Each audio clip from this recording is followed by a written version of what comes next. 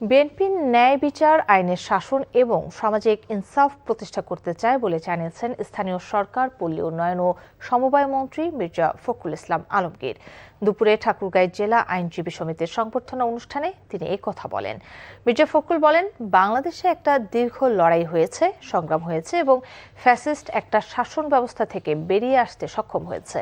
নতুন একটা সম্ভাবনা সৃষ্টি হয়েছে, এই সম্ভাবনাকে কাজে লাগাতে হবে। বলেন, যদি গণতন্ত্র চর্চা হয় তাহলে বাকি সব কাজ সুন্দরভাবে এগিয়ে যাবে।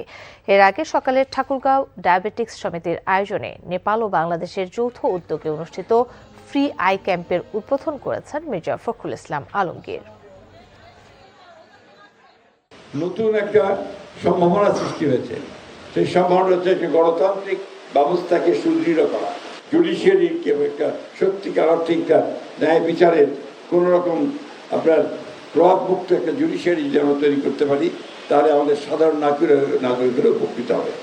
আমরা একটা প্রশাসনকে যদি দক্ষ প্রশাসন হিসেবে গড়ে তুলতে পারি, তাহলে রাষ্ট্র উপকৃত হবে।